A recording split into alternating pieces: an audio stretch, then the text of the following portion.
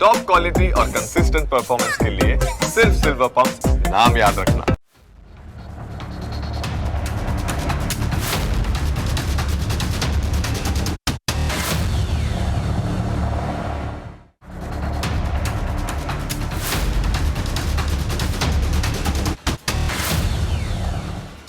શ્રાવણનો પવિત્ર મહિનો આવે એટલે મહાદેવના ભક્તો શિવલિંગ પર જળાભિષેક કરે છે. દૂધથી પણ અભિષેક કરવામાં આવતો હોય છે. શિવભક્તો બિલીપત્ર અને ધતુરો પણ ચડાવે છે. આ ધતુરાના કારણે અત્યારે કર્ણાટકમાં ઈ કોમર્સ કંપનીઓ માટે મુશ્કેલી ઊભી થઈ છે. કર્ણાટક સરકારે એમેઝોન, સ્વિગી, ઇન્સ્ટામાર્ટ અને બિગ બાસ્કેટ જેવી જાણીતી કંપનીઓના ફૂડ લાયસન્સને આગામી આદેશ સુધી સસ્પેન્ડ કરી દીધા છે. એનું કારણ એ છે કે આ ઓનલાઈન ડિલિવરી પ્લેટફોર્મ્સ પર ધતુરાના ફળ અને બીજ વેચાતા હતા. સરકારે માત્ર આ ત્રણેય ઓનલાઈન પ્લેટફોર્મ સામે જ આકરા પગલાં નથી લીધા, પરંતુ એમણે ધતુરો સપ્લાય કરનારી સંસ્થાઓ અને વેપારીઓને પણ આડે હાથ લીધા છે.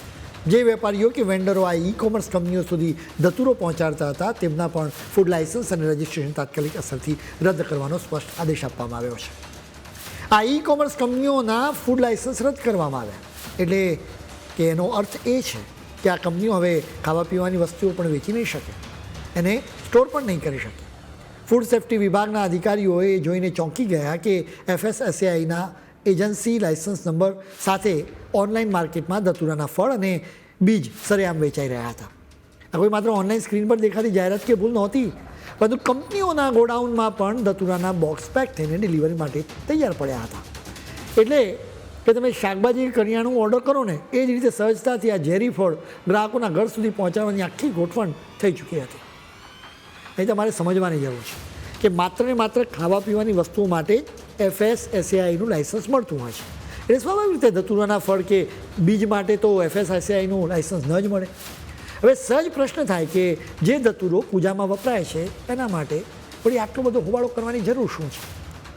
તો જવાબ છે કે ધતુરાનું ભયાનક ઝેર, અંગ્રેજીમાં એને થ્રોન એપલ કહે છે. એ ધતુરો આયુર્વેદિક દ્રષ્ટિએ ઔષધીય છોડ ભલે હોય, પણ જો તેને કાચો કે શુદ્ધ કર્યા વગર ખાવામાં આવે ને તો શરીર માટે ભારે ઝેર સાબિત થઈ શકે. માણસ કોમામાં સરી પડે કે પછી જીવ પણ જઈ શકે. ફૂડ સેફ્ટી વિભાગનું કહેવું સ્પષ્ટ છે કે આવા ઝેરી ફળને ખાવા પીવાની વસ્તુ તરીકે સ્ટોર કરવું કે વેચવું એક નિયમોનો ગંભીર ભંગ છે. તપાસમાં એમ પણ સામે આવ્યું છે કે ધતુરો કોઈ દુર્લભ કે પૂજાની ખાસ સામગ્રી તરીકે નહીં, પરંતુ એક સામાન્ય શાકભાજીની જેમ વેચાઈ રહ્યો હતો. એક ધતુરાનો ભાવ 18 થી 20 રૂપિયા બોલાતો રહ્યો હતો.